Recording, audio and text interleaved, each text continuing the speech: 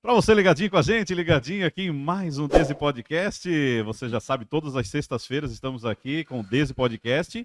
E também, toda semana, agora nas terças-feiras, tem o Lá Vem Eles de Novo, que é aquela resenha com os amigos sobre futebol. A gente fala aqui da região, fala do futebol nacional, internacional. E hoje eu estou com um convidado super bacana, um convidado que eu já conheço há anos, que é o Maicon Tenf, escritor Maicon Tenf. Tudo bom, cara? Boa tarde aí, boa tarde, boa noite, né? Cara, obrigado aí por esse convite aí. E vamos conversar, né? E principalmente vamos conversar sobre esse negócio que a gente se conhece há muitos anos, É né? verdade, é verdade. A primeira pergunta que eu queria fazer é se eu fui o melhor aluno de literatura que tu teve, Lá, não? disparado, cara, Parado, né? disparado. Eu fui aluno dele no universitário, nos anos de 99 a 2001. Faz tempo, faz muito tempo. E tu, que nem eu te perguntei antes, tu continua dando aula ainda, né?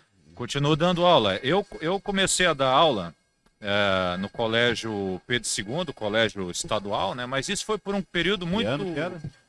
Cara, a primeira vez que eu dei aula foi em 95. Então, se tu falou que faz tempo, aí faz mais tempo ainda. Mais tempo. Mas foi, digamos assim, foi um período muito curto, uns 3 meses ou 4 meses. Depois eu fui trabalhar com outra coisa e aí eu comecei a dar aula para valer mesmo, foi no colégio universitário. Certo. Os nossos amigos lá, o Anselmo Medeiros, né, o Mengarda, enfim, Leal, Leonardo, toda a turma lá. Daí dali para frente, eu sempre fui professor, né, de 98 até hoje. E hoje eu sou professor na FURB. Eu continuo trabalhando com literatura brasileira, mas é no curso de letras, né, para formar novos professores. E trabalho também na editora da FURB. Então eu trabalho com ensino e com edição. Sim. Tá? Sempre foi professor não só de literatura, de língua portuguesa também, né? Isso, é. Porque os cursos superiores, normalmente, eles têm 1 ou 2 semestres que são de alguma aplicação linguística, né? Por exemplo, português instrumental ou técnicas de redação empresarial. Então, eu sempre trabalhei com essa área também. Mas também, no final, tudo é linguagem, né? Sim, Tudo é... sim. E só para aproveitar, já estamos aqui com o último lançamento dele, que é o Dinamene. E onde é que o pessoal pode comprar? Já aproveitando, fazendo uma propaganda. Olha, tem aqui a versão impressa, É a né? melhor, né? Que é a melhor. A gente até estava conversando sobre isso, Sim, né? Mas tem também a versão digital que certo. você encontra na Amazon, né? Isso facilita bastante, porque se bem que o livro físico também pode ser pedido pelo correio, hoje é muito fácil, né? Sim, sim. Mas às vezes, por exemplo, a pessoa mora numa região um pouco mais distante e aí tem acesso à internet, mas né, o Sim. correio às vezes demora, né, e você acaba tendo acesso E é legal que imediato, tem né? a Amazon tem assinatura ali, né? Então, Também eu vi que teu livro é incluso dentro da da assinatura, né? assinatura, é. É. E aí a pessoa pode ler, teoricamente pode ler até de graça, né, o Sim. livro, né? Então, isso é uma coisa que hoje em dia está muito mais fácil para o mundo do livro, que é o acesso. Sim. Isso sem sombra de dúvida. E vamos contar um pouquinho da história? Da Vamos lá. onde surgiu a ideia do Dinamene e o que é esse livro Dinamene? Sobre o que ele conta? Pois é, cara, eu tenho essa. Na verdade, eu não me lembro. Eu até quero perguntar para ti se tu te lembras. Porque eu contei essa história quando eu era teu professor, Aham, porque eu sempre contava essa história. certo. Quando chega ali o primeiro ano do ensino médio, que a gente estuda literatura portuguesa e tal, daí vem lá o classicismo. Aí é o momento de estudar o Camões, Certo. que é o autor dos Lusíadas, que é o grande poema, né, que fundamenta o idioma, a língua portuguesa, aquela coisa toda. E aí tem uma história que eu ouvi na época que eu era estudante, e essa história sempre me intrigou, que envolve a Dinamene. Essa história diz o seguinte: sabe-se que o Camões ele concluiu o poema lá em Macau, na China, que era uma possessão portuguesa. E quando ele concluiu o poema, ele voltou numa caravela até Goa, que era outra possessão portuguesa, e dali ele voltaria para Portugal. Só que nesse trecho ali, a caravela naufragou. E ele tinha eu imagino, né, uma bolsa de couro, alguma coisa assim, com um manuscrito dentro. E junto vinha a namorada chinesa, Tiananmen era o nome dela. Que aportuguesando, ele que escreveu alguns poemas para ela, aportuguesando ele botou Dinamene. Certo. Então, né, Tinamen, Dinamene, né? E aí a caravela naufragou, e aí essa foi a história que eu vi. A coitadinha caiu para um lado, a bolsa com o poema caiu para o outro lado. e a borrasca inclemente. Então as ondas, quer dizer, se ele pulava para cá, adeus poema. Se ele pulava para lá, ela ia morrer porque ela não sabia nadar. O que fazer? Ora, considerando que eu falei dos Lusíadas para ti e para muitos outros, né? Quer dizer que ele deixou ele deixou a coitada se afogar. Deixou ela se afogar. Cara, essa história, mas assim, ó, mas isso aí, ó, isso é uma lenda. É uma lenda. Eu acho, eu não consegui descobrir, pesquisei, eu acho que isso deve ter surgido em algum momento, ou do final do século XVIII, ou durante o século XIX, o 1800, quando as nações europeias, inclusive Portugal, precisavam autoafirmar sua identidade, né, sua identidade nacional.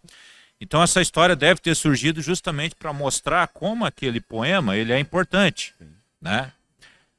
Mas eu lembro quando eu vi essa história, que eu estava lá no ensino médio, né, o meu professor contou, eu fiquei bem impressionado e tal.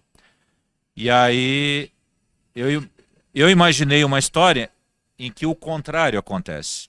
Em vez de ele saltar para salvar o poema, ele salta para salvar a Dinamene. Né? Esse é o princípio. Mas eu contei essa história para ti ou tu não te lembra? Não vou conseguir lembrar. Sinceramente, eu não vou conseguir lembrar. Mas certo, como tu falou, né? Certo, era um início teu, né? Com as aulas, certo, deve ter contado mesmo. De começar uma matéria que é considerada chata com uma historinha curiosa, né? Mas que legal que tu teve essa ideia do outro lado, então. Exatamente, do outro lado. E aí tu sabes... o livro, então, ele...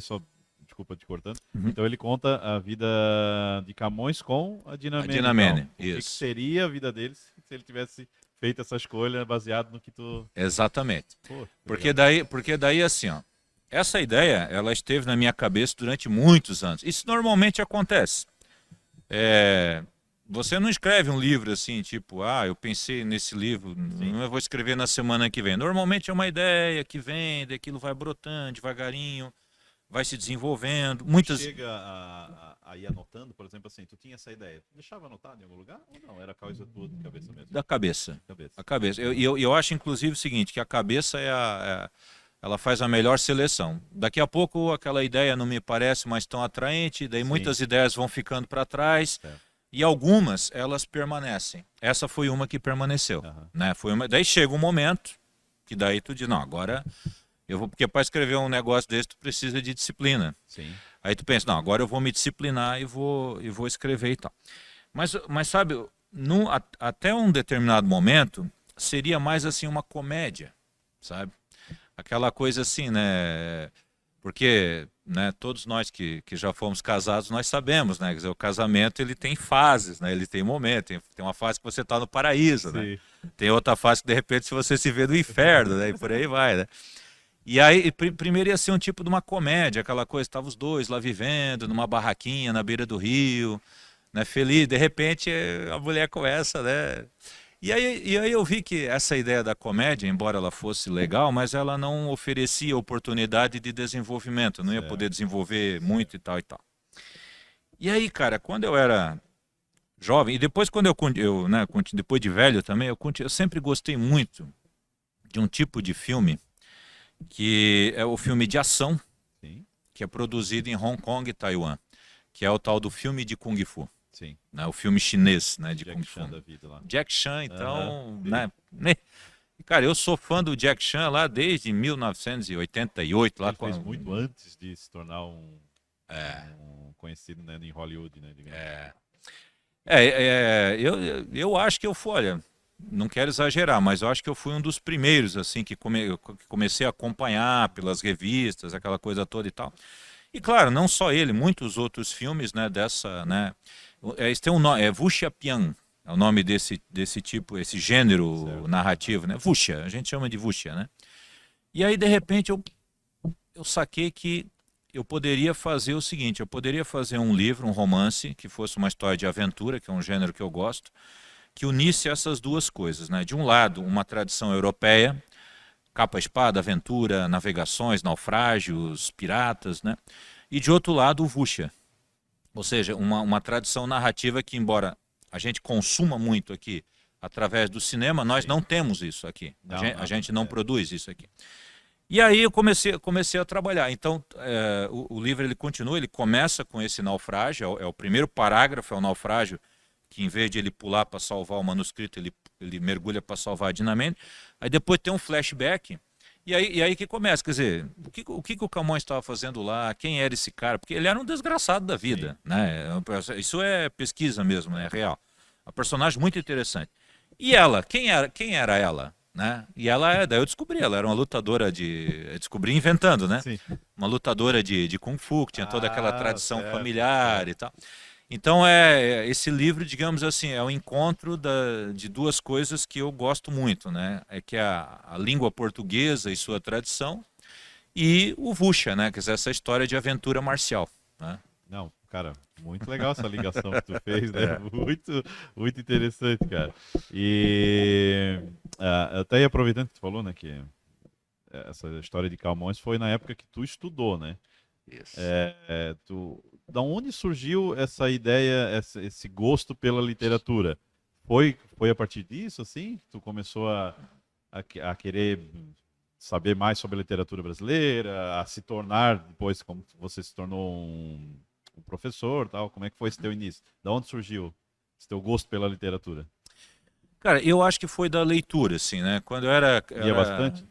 eu lia bastante. Eu descobri, quando eu era criança, eu descobri as histórias em quadrinhos, né? E aí eu lia quadrinhos, lia quadrinhos, lia quadrinhos.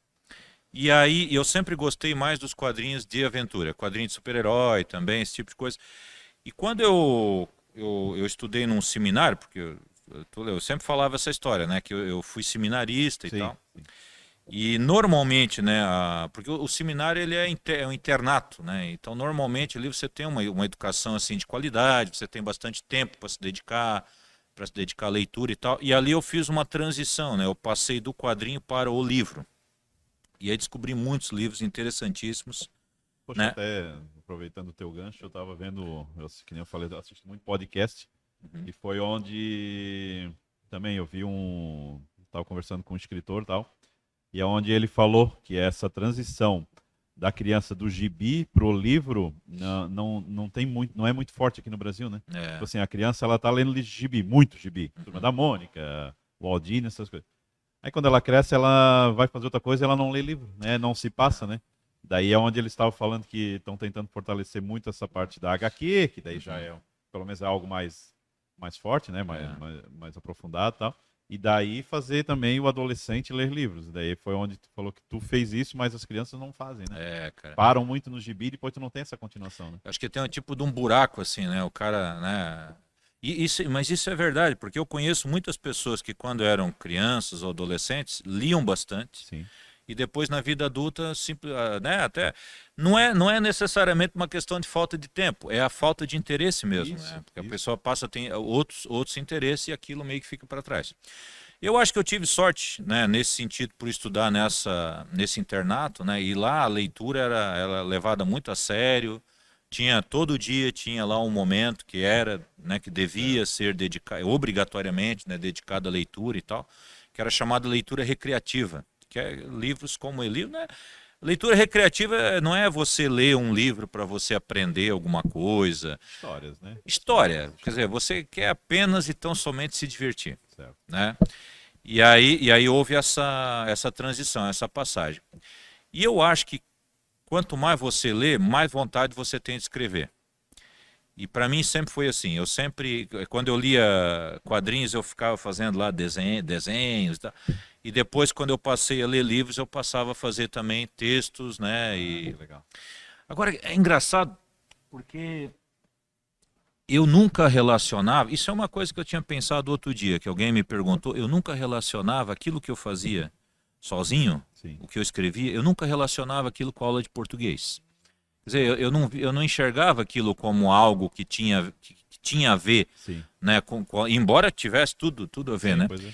Porque realmente eu acho que a escola, ela. E quando eu falo a escola, eu tô me incluindo, porque eu também sou professor há muitos anos, então eu tenho Certo. parte dessa culpa, porque eu também não consegui Aham. reverter isso aí. Então eu acho que a escola tem grande dificuldade em utilizar aquilo que o aluno já faz ludicamente, né, para né, desenvolver depois as suas outras habilidades, no caso, habilidades linguísticas, Sim, né, isso, e tal, né. Mas, cara, foi nessa época, aí fui escrevendo e tal, e depois entrei no curso de letras, né. Aí eu me tornei professor por uma contingência, porque, né, no Brasil não dá para viver de literatura. Aham. Mas aí acabei gostando, né? Fui para a sala de aula, assim, acabei gostando e lá eu fiquei até hoje, Até né? hoje, né? Qual foi o teu primeiro livro? Foi um livro de 1996 que se chama Entre a Brisa e a Madrugada. É um livrinho, uma noveleta policial, um livrinho bem pequenininho. E dali para frente foi praticamente um livro por ano, assim, com alguns intervalos, né, e tal. Mas isso tu botou na cabeça de sempre escrever um livro ou não? Não, Surgia, tu fazia. Acabou que se tornou mais ou menos um por ano. exatamente. Certo. Não é uma coisa, não é um negócio planejado, Sim, assim, uma sim. coisa, eu tenho que fazer, não. Aham. É que assim, ó, quando eu estou no intervalo entre um livro e outro, aí eu fico meio malandro, aí eu leio uma coisa aqui, leio assim, de maneira muito indisciplinada, né? Certo. Escrevo uma coisinha aqui, escrevo outra coisinha ali e tal. Até que chega um momento, e eu não sei, não descobri ainda o que é, mas chega um momento que parece que, não, agora, né, tem que ser. Aham. E aí tu escreve uma ou duas páginas assim, meio que no susto, né? E aí, dali para frente, aí vem a questão da disciplina, né? De Certo. tu, todo dia, tu ter lá um momento, sentar lá e tal. Às vezes saem duas páginas, às vezes sai um parágrafozinho assim. Aham. E é isso, aí tem que ter paciência. E com paciência, no final, né? No final tu chega. Vamos Né? supor assim, dando uma base, quantas páginas tem o Dinamene? Aqui na versão, né, final ficou com 400 páginas. 400 páginas. É. É mais ou menos quanto tempo? Do teu início, pode juntar pesquisa, alguma Uhum. coisa assim, né? Até tá aqui, tá pronto para venda. Quanto tempo leva? Eu vou tirar a parte da pesquisa porque a pesquisa, como eu te falei, né? Talvez ela já veio, tu já é algo que já É, tenha. Ah, entendi. né, Certo. um negócio meio bagunçado, né? Só que também, isso aqui é um tipo de assunto que eu também estudei na faculdade, então Claro, também facilitou. Como professor também eu tive que estudar para explicar, então nesse caso a pesquisa foi um pouquinho mais tranquila. Mas outro dia eu estava fazendo esse cálculo mental, aproximadamente 6 meses. 6 meses. Do momento que Senta ali, é, eu acho que eu comecei, esse aqui, eu acho que eu comecei ali ou outubro ou novembro de 2018, por ali. E quando chegou no finzinho de abril, comecinho de maio de 2019, eu botei o ponto final. Então, mais ou menos 6 meses. certo. Né? E daí depois tem toda. Tu vai dar uma olhada, vai dar uma revisada, Vai. Demora. Mas em torno de 6 meses, então, 6 meses. pra escrever a história toda. Caramba. Uma coisa que me interessa muito em saber, assim, por exemplo, eu leio muito livros, ou biografia, ou história, por exemplo, eu gosto muito da biografia do André Agassi, eu acho a história dele, o tenista, muito bacana. Eu comprei o livro O Rastro da Notícia, do Roberto Cabrini, eu acho ele um baita repórter, Legal. eu gosto muito das reportagens dele. Aí fui lá, ele estava lá na época da Morte Senna, época do PC Faria, essas coisas assim, né? Mas eu queria entender, assim, existe uma dinâmica para tu escrever o livro, por exemplo, assim, não é só sentar, começar a digitar, escrever e pronto. Tu tem que ter uma base, por exemplo, assim, uma história inicial, depois aonde isso leva. Eu queria saber entender mais ou menos para contar uma história num livro. Isso. Porque todo mundo diz assim que antes de morrer todo mundo pelo menos precisa escrever um livro, precisa, sei lá, gravar um CD, gravar alguma coisa, né? Para escrever um livro, assim, alguém que às vezes tem interesse, mas não sabe, digamos, a dinâmica disso. Até acho que teve um rapaz que tem um canal no YouTube que tu fez uma live com ele, alguma coisa, que lá o canal dele é sobre isso. Como escrever livros, né? Isso. Eu vi algumas coisinhas assim. Mas mais ou menos. Isso. Esse é o Vilto Reis. Isso. Que ele também foi meu aluno, só que no curso de publicidade, né, da FURB. E aí, espantosamente, ele foi para a área da literatura, da criação também, e hoje ele está como um professor de escrita criativa, né? Essa escrita, né, o creative writing os americanos sempre fizeram isso, os ingleses, né? Eles sempre tiveram essa tradição.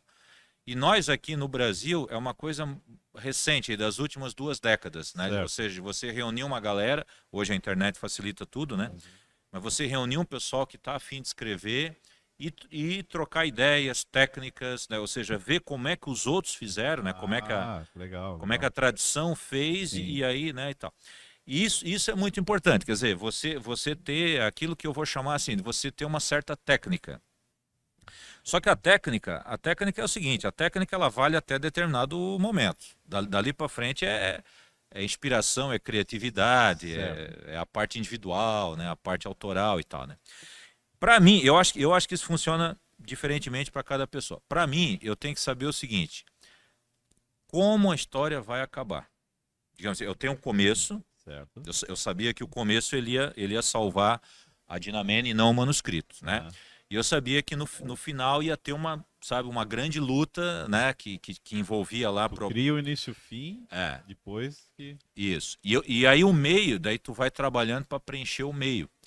E nesse meio, nesse caso, eu já sabia o seguinte, que os Lusíadas, o poema, porque os Lusíadas, só informando para o pessoal que não sabe, ele é um poema enorme, ele é um livro assim, dessa grossura, são mais de 8.000 versos, é um negócio imenso, assim. E que o Camões ele deve ter levado aí uns 10 anos para concluir. E ele escreveu isso tudo no Oriente. Ele estava em Goa, na Índia, e depois em Macau, parece que foi lá que ele terminou. Então, esse poema ele ia ser o MacGiffin.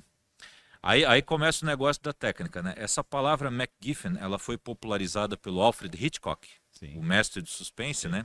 O MacGiffin é aquilo que as personagens perseguem. Por exemplo, um tesouro, por exemplo, o Indiana Jones, ele sempre está atrás de um MacGiffin, o Santo Graal, ou a Arca da Aliança, quer dizer, então o MacGiffin é aquela recompensa que os vilões e os heróis perseguem durante a narrativa. Certo. E aí, digamos, o porquê da história. E né? Isso. O porquê da história. Isso, é o que faz a história caminhar para frente, né? E aí, nesse livro, né, o MacGiffin é o próprio poema, que tinha uma cópia só, manuscrita, não tinha backup, né? E aí, daí no final de cada um tem uma razão para pegar esse poema. Depois a gente até pode falar sobre isso. Claro. E aí, então isso eu sabia, viu, Desidério? Eu sabia, digamos, o princípio da história, mais ou menos o final da história. Eu sabia que eu tinha que armar ali para os Lusíadas, né? E depois você vai preenchendo. E o que é legal, assim, ó, isso eu falo de cadeira, porque eu já escrevi vários livros, né? É que acontecem coisas no livro que tu não tinha planejado. Sim. E essa é a parte mais legal. Isso essa é a parte. Por exemplo, assim, às vezes tu tá até finalizando, tu tá chegando perto do final. Mas às vezes nessa parte veio uma ideia que talvez tu tenha que incluir lá no começo algo, assim. Tu precisa ir fazendo essas mudanças de acordo com a história, né? Exatamente. Não, isso eu faço, desde o primeiro livro eu faço isso direto. As coisas vão acontecendo, né? E aí, claro, daí você vai por aquele caminho, depois você tem que voltar aqui, amarrar. Sim. Porque assim, enquanto você está escrevendo, vale tudo. Não existe trapaça, né? O importante é você, né, conseguir fazer o livro o mais redondinho possível, né? Esse que é o grande objetivo. Tu sabe que uma vez eu escrevi foi o meu Kisama, O Império dos Capoeiras, certo, que é um livro de... um dos que eu quero depois falar contigo. Legal. Esse livro eu lancei em 2014, mas eu escrevi em 2012, eu lembro muito bem. E eu gosto muito desse livro porque de todos os que eu fiz foi o que mais... eu ia aproveitando já então, é o mais importante que tu lançou na tua história de obras? Eu acho que porque... Talvez não que tu mais gostou, nada, mas é o mais importante para o que ele, né, acho que ele foi para poder ser lido em escolas, alguma coisa assim, né? Não sei se eu estou enganado sobre isso, mas acho que é, né? É verdade, esse livro ele foi finalista do Prêmio Jabuti. Certo. Ele foi selecionado para o Programa Nacional das Bibliotecas Escolares, né? Então esse livro ele está aí em praticamente todos os colégios de ensino médio, né? Do país, né, cara? E para mim é uma coisa muito legal, porque eu fico imaginando, né? Aquele molequinho aquele alemão que eu era lá no interior, de repente chega na biblioteca, tem um livro com uma história de aventura, uma história, né, sobre a nossa própria arte marcial, que é a capoeira, né? Pesquisei bastante sobre isso também e tal. Mas enfim, nesse livro, cara, acontece, em determinado ponto, acontece um assassinato. A história se passa no Rio de Janeiro, Certo. em 1868, é na época do Dom Pedro II, ainda existia a escravidão, aquela coisa toda. E lá pelas tantas acontece um assassinato. Só que esse assassinato, ele é periférico, né? Ele não é a trama, não é o principal. Né? É uma coisa que acontece ali e tal. E para mim, a pessoa que tinha assassinado lá o personagem, ela, no final, talvez eu nem ia colocar e tal. E daí fui escrevendo, e de repente, cara, lá pelas tantas, eu entendi que tal personagem que tinha matado Caramba. o fulano lá na frente. E eu pensei, mas claro, tá aqui, ó, tá aqui debaixo do meu nariz, tá na minha cara. Escrevendo, tu entendeu a tua história. É. Cara, isso é... E exatamente, quer dizer, por que a gente escreve uma história? Para entender a história, quer dizer, para ver como é que ela como vai... tu fala, tu não sabe o que vai vir pela frente. É. Então é escrevendo que tu vai... Cara, que interessante isso. Cara, eu fiquei de cara assim comigo mesmo, né? Eu sempre conto essa história, quer dizer, é que chega um momento, no começo do livro não, o começo é muito difícil, porque, né?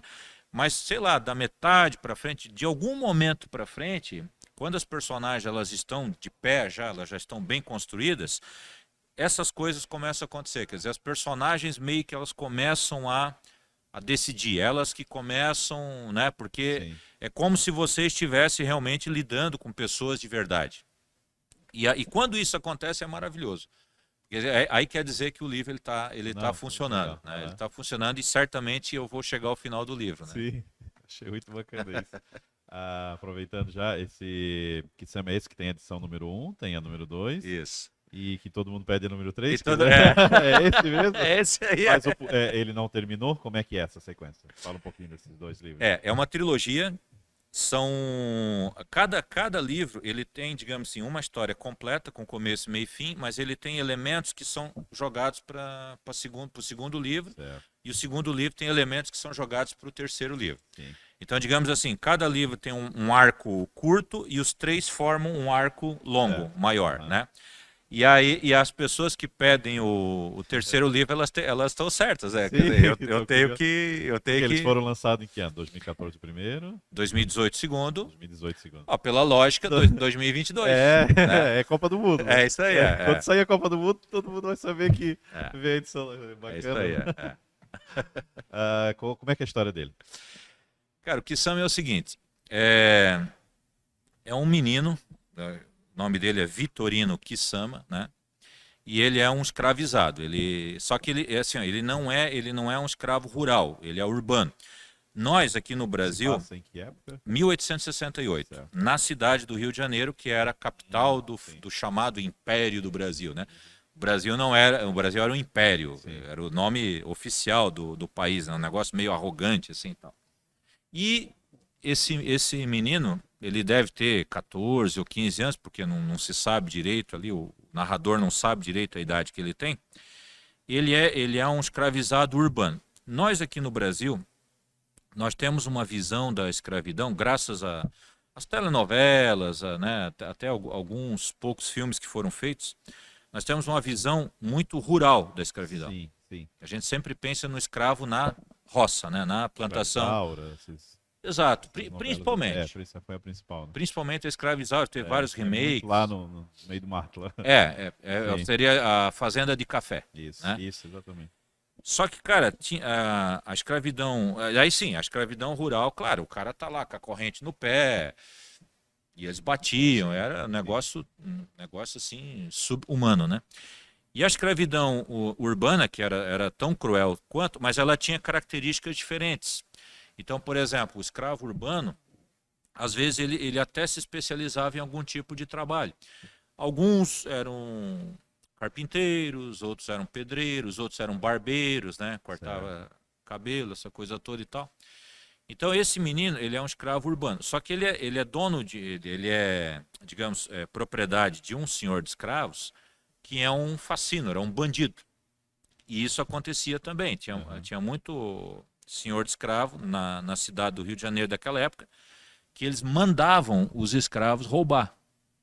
roubar, extorquir, Certo. principalmente os capoeiras, os que sabiam lutar.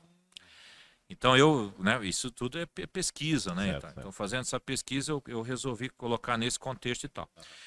E esse menino ele está nessa situação. E aí a mãe dele tinha desaparecido. Ninguém sabe direito se ela foi vendida, se ela fugiu e tal.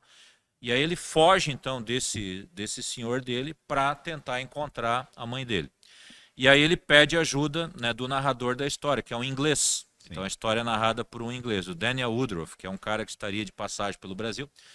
O Woodroffe, eu me baseei muito numa figura muito interessante do século XIX, que é o Richard Burton, que foi um grande viajante, Sim. um cara que escreveu vários livros, ele teve em várias partes do mundo, inclusive aqui no Brasil também e tal. Então é um aventureiro, típico aventureiro, né, e tal. E aí o cara não quer, sabe, cai fora, porque, pô, tá na cara que tu fugiu e isso aí vai ser encrenca, vai ser confusão para mim. Eu não quero nada disso e tal. Só que aí a história vai acontecendo, o negócio vai... E no final, então, ele concorda em ajudar, né, a encontrar a mãe do guri. E o segundo volume, ele se passa em 1869 e ele é todinho na Guerra do Paraguai. Ele se passa no Paraguai. Certo. Né? Então, é um momento. E o terceiro volume, então, em 1870, é de volta ao Rio de Janeiro. Né? Para finalizar, está todo mundo curioso para saber. Quantas obras você já escreveu? Quantos livros? Cara, assim, ó, tudo junto, deve dar mais de 30. Mas eu fiz muito trabalho, assim, como livro didático, né? Materiais de apoio para... Então, certo. esses eu não conto. Mas livros literários mesmo são 21. 21 livros. São contos, crônicas, romances, né? Certo. Eu tenho um livro de ensaio também. Um ensaio é um texto que é quase científico, né? Sobre um determinado assunto, né? 21. 21 livros. E já tem alguma ideia para algum próximo? Ou isso que nem tu fala, isso vai surgindo? Aí que tá, rapaz. O problema além da edição número 3, do né? 3, né? Então, além desse, tem algum... É verdade. Aí que tá. O problema não é falta de ideia, o problema é excesso de ideia.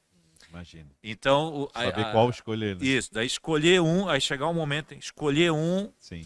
E aí, cara, não tem... É botar a bunda na cadeira e trabalhar. Quer dizer, não existe segredo, alguma inspiração divina, não. Tem que botar a mão na massa. Sim. Como é que tá o trabalho ali na FURB, né? Tá agora como professor ali na FURB. Isso. E na editora da editora própria da FURB. FURB, né? Essa editora, ela só lança livros dos alunos ou não? Ela é uma coisa à parte, digamos? Ela é uma editora acadêmica. Isso. Então, normalmente nós publicamos livros que são resultado de dissertações de mestrado, de tese de doutorado. Então, não é esse tipo de livro. Certo, Né? Isso certo, aqui certo, é certo. lançado por uma outra editora que tem uma linha mais comercial, né? Uhum. Então, ali é uma editora acadêmica mesmo. Entendi. Aí a gente lança na área de matemática, na área de linguagem também. Nós temos muitos livros na área de motricidade, educação física, filosofia. Certo. É mais aprofundado mesmo, então. Isso, mesmo. Acadêmico. Tá. Achei que aqui em Blumenau não tem nenhuma editora que lança livros assim. Tem algumas, tem. Eu sei que aqui tem a editora Hemisfério Sul, né, que é da Urda Klieger. Tem a editora aqui da Livraria Alemã, da antiga Livraria Alemã, né, que é a Todo Livro, que é do Jürgen, né, que é uma editora que trabalha muito com livros infantis e é uma editora importante assim no cenário nacional, né? Tem sim, de vez em quando aparece um louco que nem eu aí tentando, né? Como é que tu vê essa questão nesses últimos anos assim de livros, né? Tu viu um crescimento ou tu viu que continua igual? Eu vi assim que muita gente tá lançando livros de qualquer jeito, né? Cada um quer escrever um livro, vou lançar. Tá muito focado nesse negócio de autoajuda, né? Até... Pô, como é que era o nome do outro livro ali? Tudo negócio de... vou meter o foda-se, vou não sei o que pra... Negócio de coach da vida, né? Mesmo esses livros, tu acha importante ter essas opções? Elas ajudam na leitura? Ou tu acha que é algo que não é bacana? Olha, cara, eu acho assim, ó, que ler sempre é melhor do que não ler, Sim. né? Sempre é melhor. Agora é o seguinte, né? Você olha, por exemplo, tem, por exemplo, essa linha do foda-se, né? Isso, tem Tem muitos, né? pela madrugada, né, cara? Sim. É o tipo, É um autoajuda na linguagem do povo, né? Digamos assim, é, querer, vou falar a linguagem do povo, vou escrever é, aqui que eles vão entender. é como uma coisa assim, tipo, eu descobri a verdade e agora eu vou contar a verdade para vocês, desde que vocês aqui gastem R$ 35, R$ 40 no meu livro, né? Sim. E aí eu vou fazer um curso, e aí eu vou. Cara, eu acho assim, ó, nós, na história da humanidade, cara, nós nunca fomos tão livres como nós somos agora. Agora, nós somos tanto os homens quanto as mulheres. Sim. Né? Hoje em dia nós podemos escolher a vida que nós queremos levar, né? Tanto do ponto de vista profissional, por exemplo, todas essas questões, as questões sexuais, que tudo isso era um tabu. Hoje em dia, né? Agora, olha que engraçado, nós nunca fomos tão livres, mas nunca houve tantos gurus, tantos mestres, tantos coachings, tantos, sabe, tantos cursos, tanta autoajuda, tanta, né? Então, quer dizer, parece que as pessoas elas estão desesperadas, né, atrás de respostas prontas. Sim, sim. Eu não acredito nisso. Por exemplo, eu faço um livro, eu não quero dar resposta nenhuma. Se eu conseguir plantar alguma dúvida, alguma minhoca na cabeça do leitor, melhor ainda. Mas se eu não conseguir, também não faz mal. O que eu quero é contar uma história. Agora, esses livros aí dessa linha aí, o pessoal, né, quer empacotar, tá aqui, paga, pega aqui, isso aqui vai resolver a sua vida e não vai, né, cara? Sabe que, Eu acho que né? cada um tem o seu próprio pensamento, tem É, sua própria... Até aproveitando isso, eu ia te perguntar o que tu acha desse momento, como descreveu o Ksama, que fala sobre a escravidão e tal, isso. né? Dessa questão que as redes sociais colocaram muito em evidência, é, a pessoa ela não vive mais a própria vida, ela vive assim, o que o outro acha de mim? Isso. Tanto os negros, quanto os gays, quanto tudo, Aham. todas as áreas que envolve. Tu não vive assim, tu não te importa mais com o que tu pensa, tu te importa com o que o outro pensa de ti. É. E eu percebo uma coisa que isso incomoda muito. Eu acho que assim, existem essa questão, essa palavra que usam de militância, né? Uhum, Eu acho que tem muitos assuntos muito bacanas para serem conversados, uhum, mas eu acho que muita gente usa na hora errada, do jeito errado. uhum. Queria saber o que tu acha desse momento e as redes sociais colocaram, porque antes assim, tu queria saber de alguma notícia, alguma coisa, tu tem que ver TV ou ler um jornal. Agora não, tu só pega aqui o celular e em 2 segundos já sabe o que tu quer fazer. E tu já dá a tua opinião, né? A gente Aham. não dava a nossa opinião, né? É. Queria saber o que tu acha disso, das pessoas talvez estão usando errado a militância, né? Usando em momentos que às vezes não cabem, né? Cara, militância é uma chatice do cacete, cara. É tu Inclusive, não saber defender o teu lado, né? é, Tu pode querer defender o que tu pensa, isso. mas às vezes tu querer que a pessoa ela é obrigada a pensar que nem tu, mas não é Isso. obrigada. Inclusive esse fenômeno, né, tá fazendo com que famílias briguem, né? O pai briga com o filho briga com o pai, Sim. os irmãos se separam. É uma loucura, é uma. Antes era só futebol e religião que brigava, né? Agora tu Exato, briga com qualquer coisa, né? qualquer coisa, exatamente. E a militância também parece que ela é justificativa para qualquer coisa. Então você vai lá e comete uma grosseria, ou você ofende uma pessoa, ou você rotula uma pessoa, e aí você, tá, mas daí alguém diz assim, tá, mas você não acha que você exagerou? Ah, não, mas eu sou militante. Quer dizer, a militância me permite. Não permite não, cara. Empobreceu muito o debate, as pessoas não estão mais debatendo, muita gente, inclusive, está silenciando, as Sim. pessoas estão ficando quietas, né? Não quer? Não, tô com medo de opinar, né? É com medo, daí Com tem, medo. daí tem esse negócio de cancelamento. O cancelamento é a mesma coisa que na época da fogueira, só que é virtual, né? Você Sim, faz, né? E sim. tal. Então, assim, ó, é muito chato, é muito triste. Isso mostra que, nesse momento, pelo menos, espero que o futuro seja melhor. Mas nesse momento não há a menor dúvida, assim, nós emburrecemos muito, nós retrocedemos muito. Isso. Eu vou te dar um exemplo assim bem claro, sabe? A questão da identidade. Ora, a questão da identidade, ela nós deveríamos de lutar para superarmos as identidades. Então, por exemplo, assim, ó, ninguém devia mais dizer assim, eu sou branco, germânico. Ou então assim, não, eu sou negro, eu sou descendente de escravos. Ou então diz, não, eu sou mulher, eu sou lá, não sei de onde lá. Ou eu sou japonês, né, o cara que nasceu aqui no Brasil, eu sou japonês. Ou aqui, como nós temos aqui a comunidade, eu sou polonês e bate no peito. Isso aí, cara, sempre foi um problema muito sério. Porque nós somos o quê? Nós somos brasileiros. Sim. Né? Essa que é a verdade. Então, quando você começa... Então, por exemplo, você lê uma autora como a Leila Perrone Moisés, que é uma super professora de literatura, ela está bem, assim, bem velhinha, mas ela ainda está em atividade, né? Uhum. Ela coloca claramente isso nos livros dela, assim, que ela não entende por que as pessoas estão insistindo na questão da identidade, porque a identidade, se você reforça demais a questão da identidade, ali na frente o que vai acontecer? Briga. Sim. Então nós estamos num momento, e às vezes a causa ela pode até ser justa, né? Pô, então vamos resolver a questão dos direitos das mulheres, os direitos dos afrodescendentes e tal, e tal, e tal. Só que isso está indo longe demais. Muito. E o pessoal tá muito nessa de identidade. Daqui a pouco você vai ter um monte de pequenos guetos, como já tem na internet, né? Muito. E aí, cara, ninguém se entende mais, sabe? Ninguém se entende mais. Eu acho que assim, qualquer opinião que tu der hoje em dia, tudo é levado, essa opinião aí, ou ela é racista, ou ela é preconceituosa, ou é homofobia, ou tudo, tu não consegue dar eu vou opinar sobre aquela pessoa.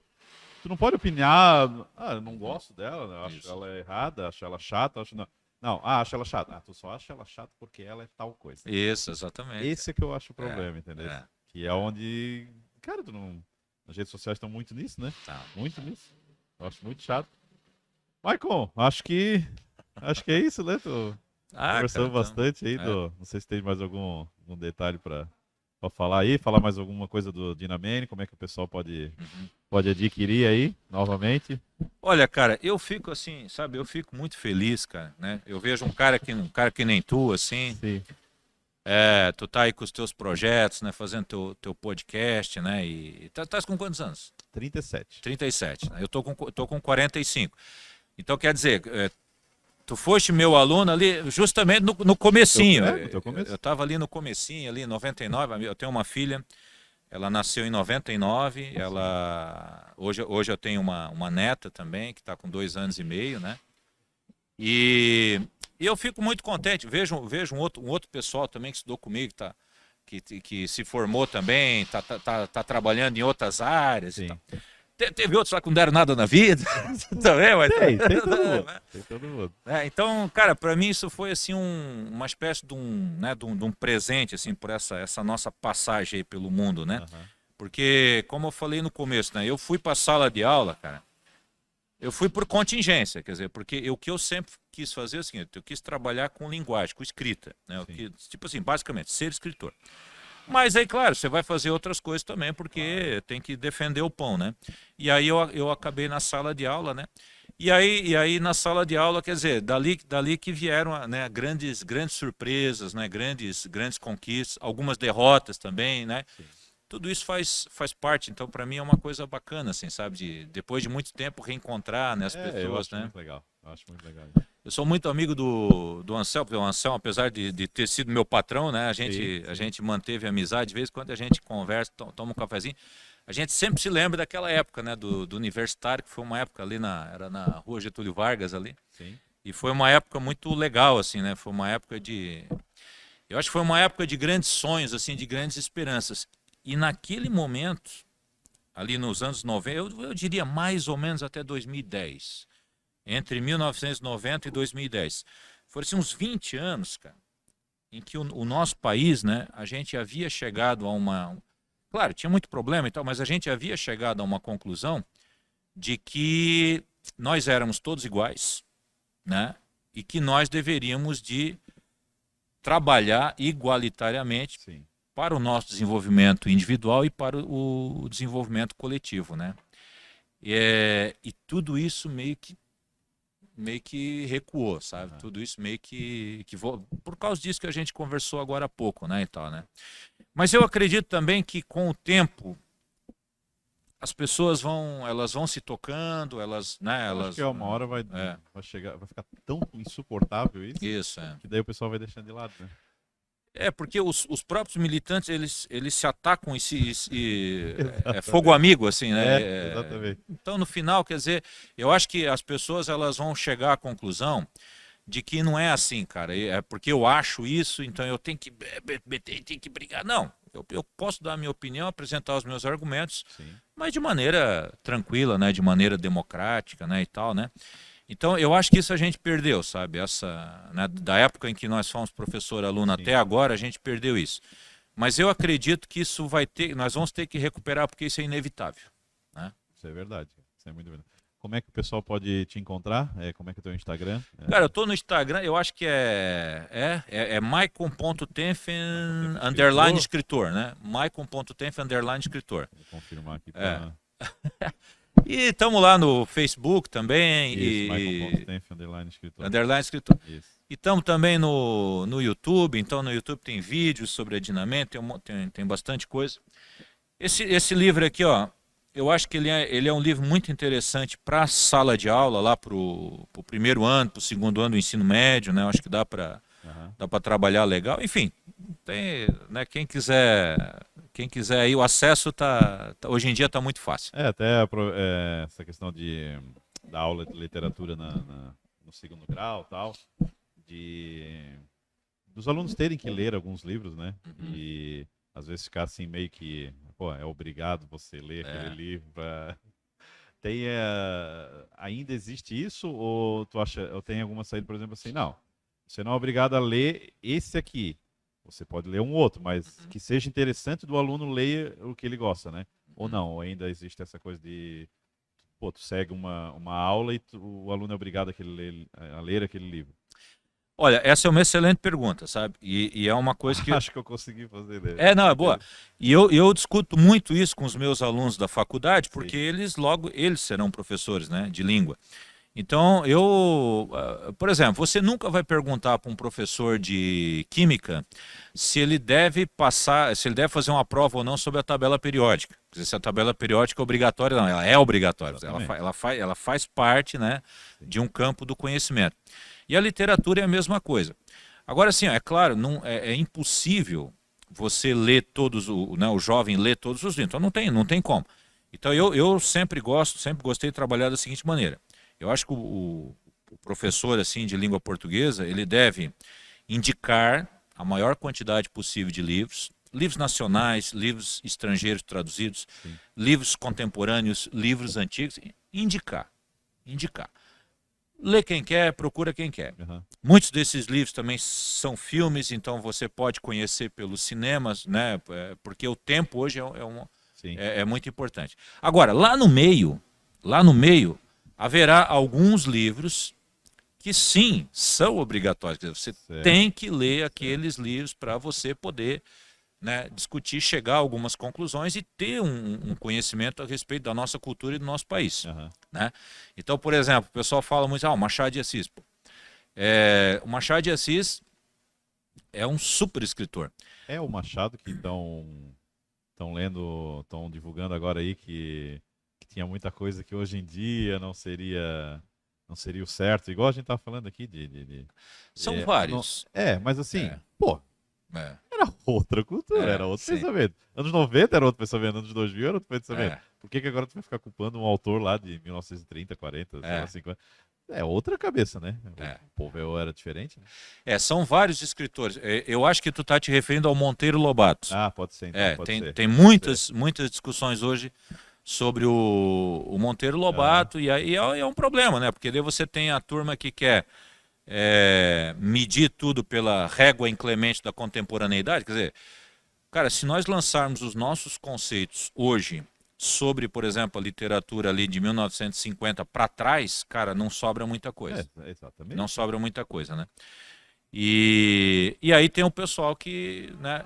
Olha, cara, eu como professor de literatura, eu digo o seguinte, eu acho que essas questões elas devem ser discutidas, mas à luz do texto, né, e tal.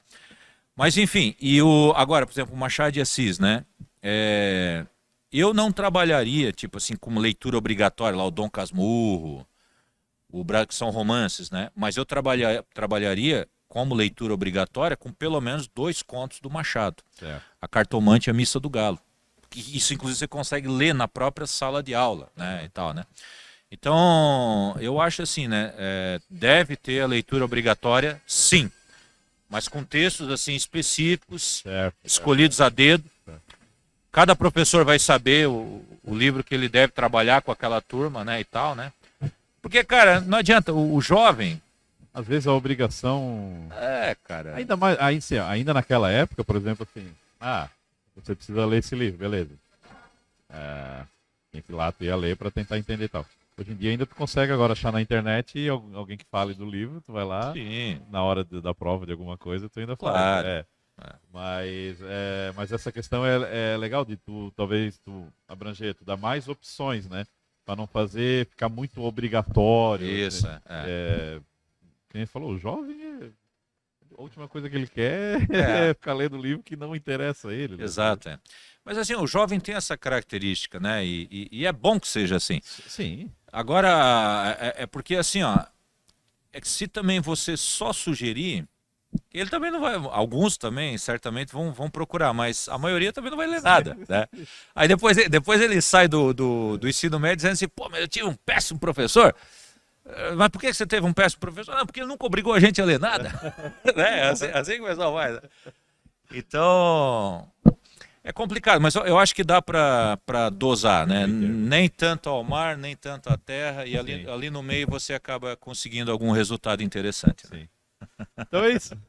É isso, Desidério. Obrigado pelo convite aí, cara. Muito obrigado por ter aceito. Galera, já vai lá no Instagram dele. Eu vou deixar marcadinho aí depois aí. Procura o Dinamene, ver o contato para comprar a edição aqui do livro, ou se quiser ler o digital.